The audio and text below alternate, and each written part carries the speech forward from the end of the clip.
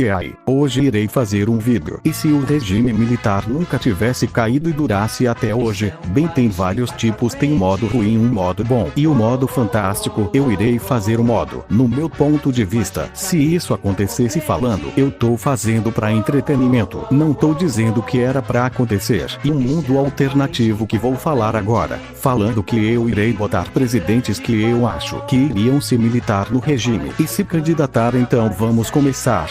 Vamos começar no ano de 1990. A ditadura era um subcomando de sucessivos governos militares de caráter autoritário e nacionalista. Em 1990 o presidente João Figueiredo iria sair do poder e começaria uma votação democrática. Na realidade, em 1985, a eleição indireta para presidente aconteceu. O candidato dos militares era Paulo Maluf e o candidato da oposição era Tancredo Neves.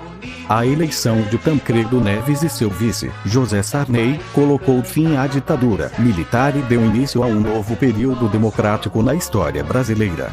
Mas vamos supor se isso nunca tivesse acontecido e Paulo Maluf fosse eleito e ele deixasse o regime militar. Bem, ele é conservadorista, então ele defende a manutenção das instituições sociais tradicionais no contexto da cultura e da civilização.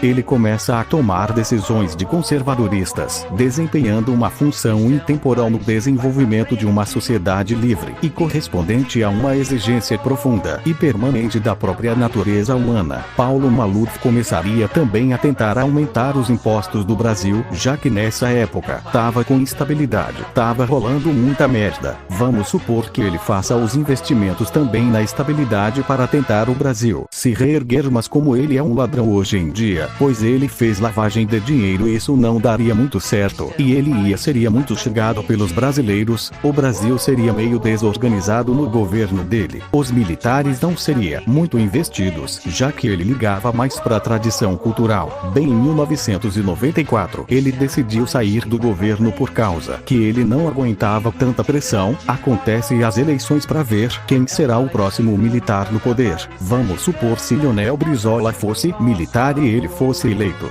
Brizola ganha com 70% dos votos e ele vira o próximo presidente do Brasil, iniciando um programa de construção dos Centros Integrados de Educação Pública. E começaria a criar mais escolas públicas e melhorar mais a educação do Brasil e TMB, mostrando mais do trabalhismo pró-brasileiro. Ele queria restaurar no Brasil no contexto de redemocratização, e ele começa esse processo. Ele TMB tinha os planos de revolução industrial, já que os trabalhistas tinham essas ideias. Ele começa a organizar um movimento com vista à melhoria da condição de vida dos trabalhadores.